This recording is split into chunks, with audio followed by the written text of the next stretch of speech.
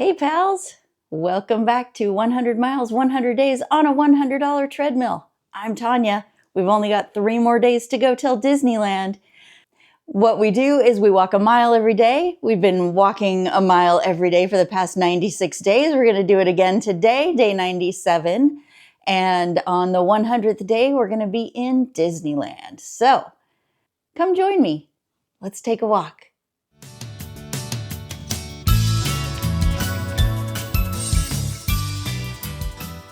All right, pals, here it is, day 97. You ready to get this going?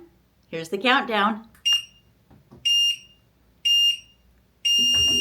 Come on, everybody, here we go.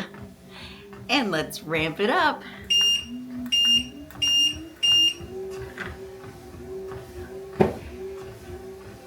Here it is, day 97. We've got 3 more days to go till Disneyland.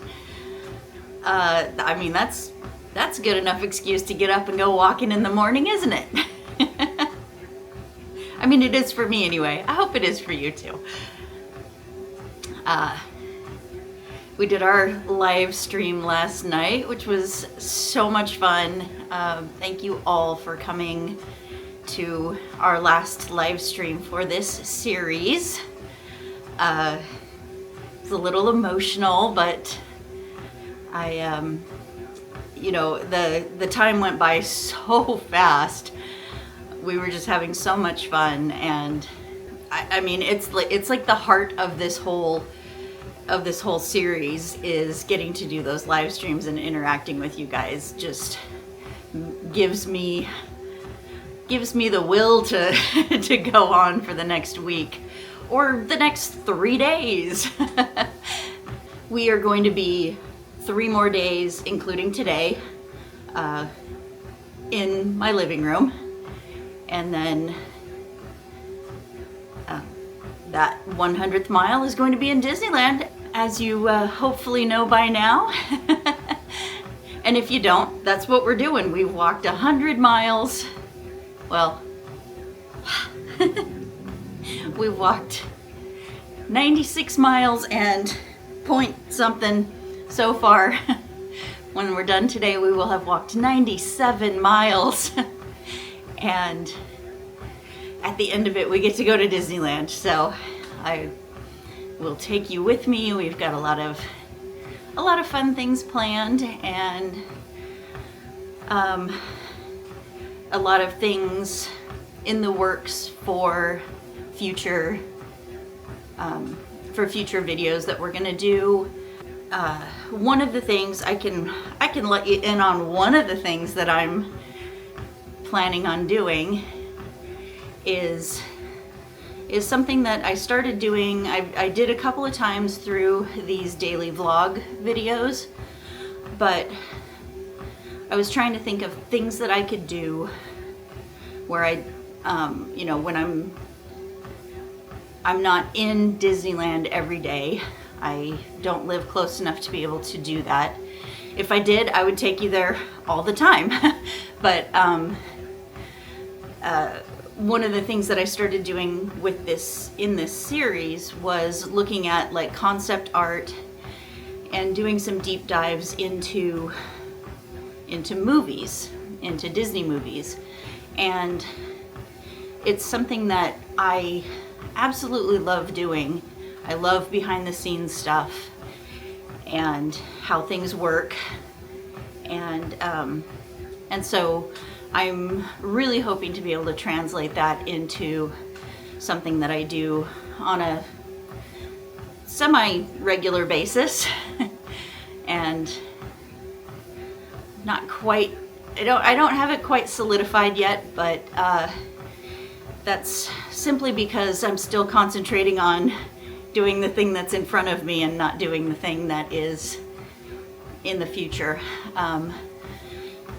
And just because that's all I can do. I can only focus on so many things at one time. So it's just ideas that have been popping into our heads on what to do for future endeavors.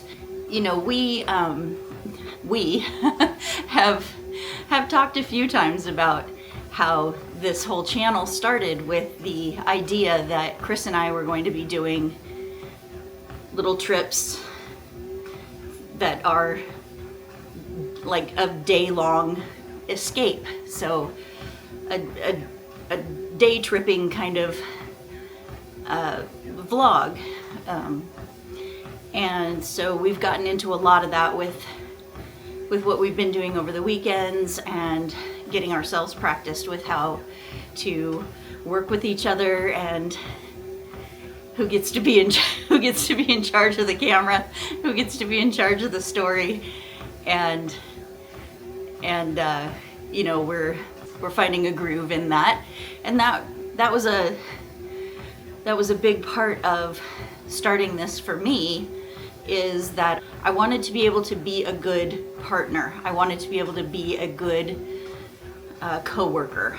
And so I wanted to know how to do all these things with how the camera works, how to frame a shot, how to make a video, how to edit, how to use YouTube, all this stuff, so that I could be a valuable asset to the channel moving forward from here, and to do it in front of you guys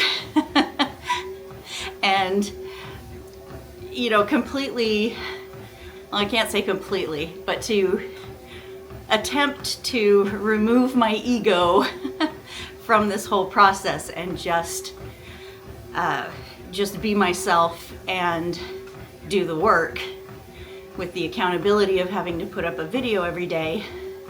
It's been humbling because, you know, because of that, having to take my ego out of it and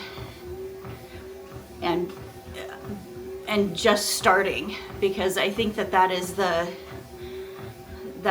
one of the biggest takeaways from this challenge that I could pass on to anybody is, no matter where you're at right now, if you want to do something like this, and you know, I mean, it just applies to whatever it is that you are planning on doing in your life, just start it, because the bottom line is you're not going to be perfect right out of the gate.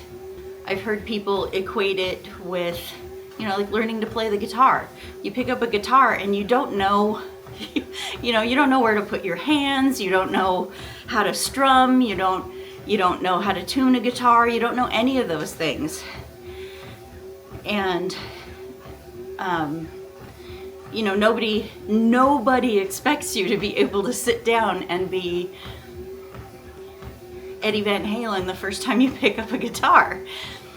And I don't know why that somehow, I think it's somehow with making videos, it somehow translates to, well, anybody can do it. Everybody has a phone in their pocket. Anybody can take video of themselves and put it up online. But, you know, not everybody can do that. And even the people who do that, they have a learning curve. It gets better as it goes along. I mean, I am gonna do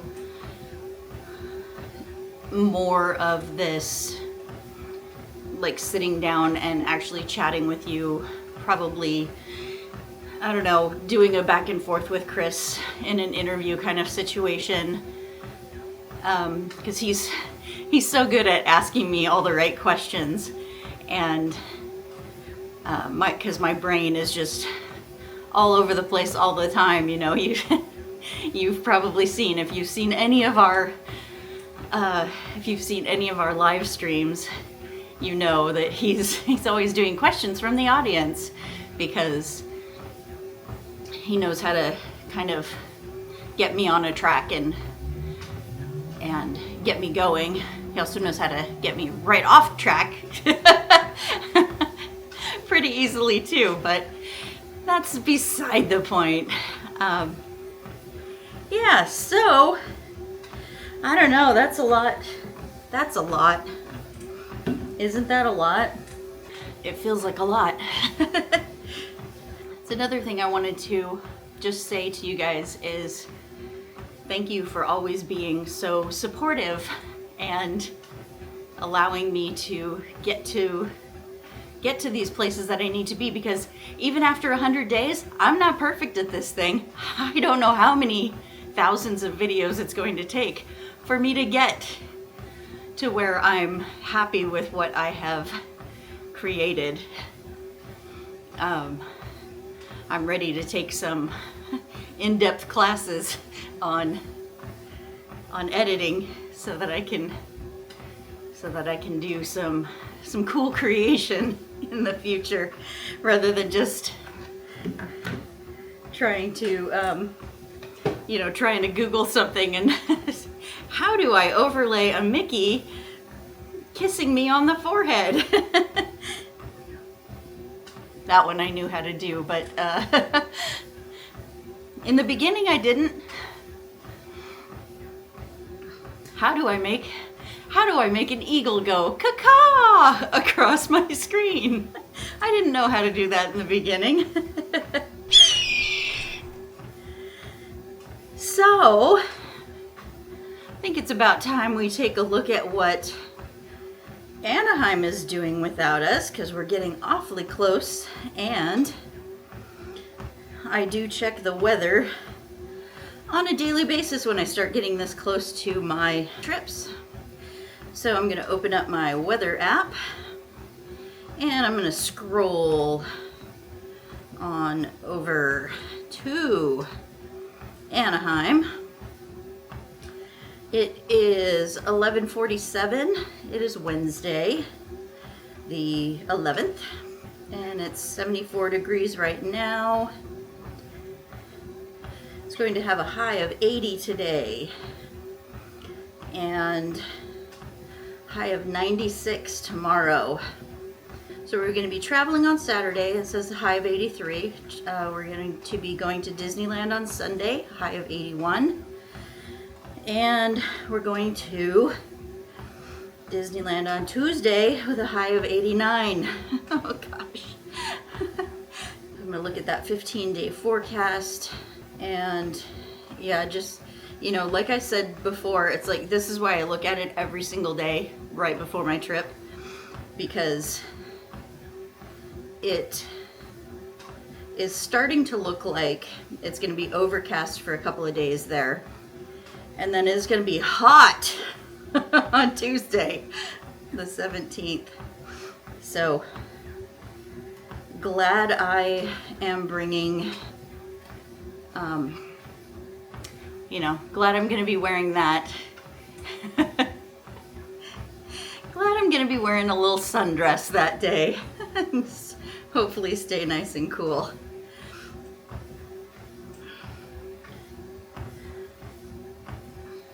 But that keeps changing on a daily basis. And one of the nice things about Anaheim is that you do get that coastal influence. So, you know, things can change, but they have been having heat waves all spring already. And let's go ahead and see what Disneyland is doing without us. And we're gonna open our Disneyland app. Food and Wine Festival. And we're gonna scroll down to the park hours, which is right here in the center, where we can see that Disneyland is open from 8 a.m. to 11 p.m. today. They have moved to those extended hours, so they extended,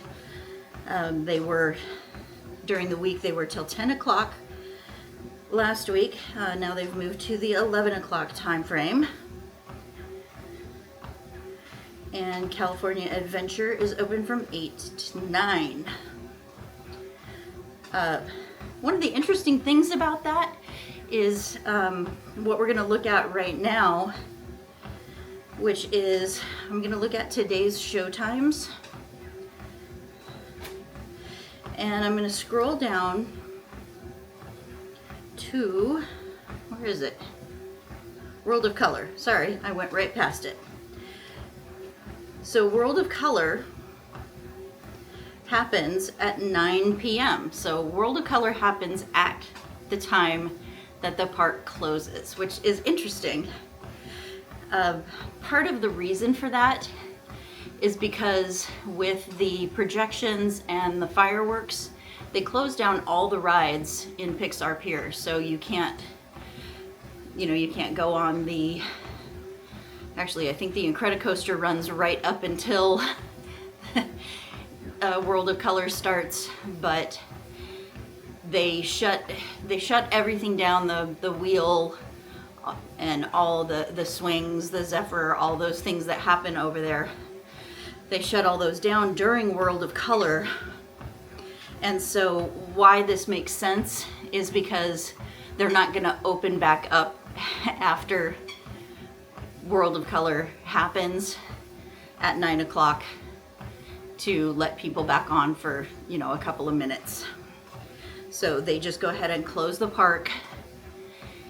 World of Color happens. Once that's over, they funnel you out of the park. That is the way that it happened. Cat is being silly in the background, playing in that hat.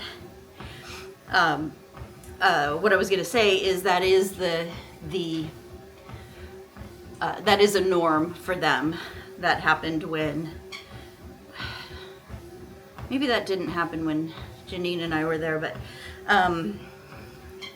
anyway, what I'm saying is that is a norm for them. It just makes sense to close the park, do World of Color, and then funnel everybody out. So it's almost like it technically doesn't close at 9, but it technically does. Rides close at 9. That's what that means. So on the night that we are at the World of Color dessert show, or dessert party, we'll be doing that on the Tuesday. And then once World of Color is over, we'll be able to go back over to Disneyland for about an hour. Anywho, let's look at the tip board. And really the only thing I wanted to look at this morning is to just show you that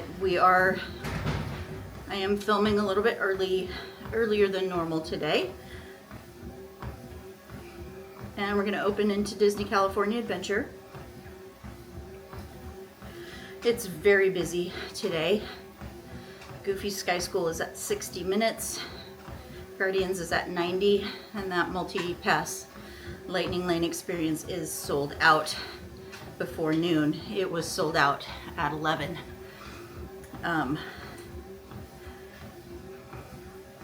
Again, I think they're down a gantry, so there's only 2 gantries running.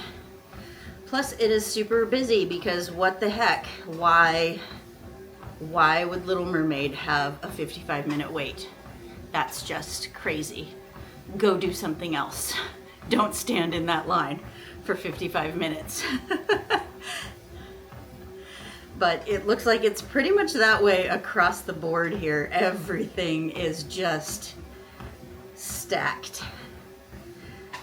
You can still get a discount at Silly Symphony Swings, but everything is just packed there today. Oh my goodness. I guess let's switch over to Disneyland real quick, just to take a quick look at where people are at today. So looks like we are pretty got a pretty normal looking day over at Disneyland.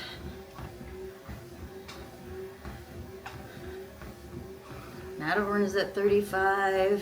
Mickey and Minnie's has a little bit of a wait. Smuggler's Run has a 45-minute wait. Peter Pan's at 40 minutes. Space Mountain's at 45. Rise of the Resistance is at 60. And Tiana's is at 40. So that's it's a healthy day, but it's not looking as crazy as DCA does. So it's very possible that Food and Wine Festival is driving a lot of people over to DCA right now. Yeah, so that's what's going on with me.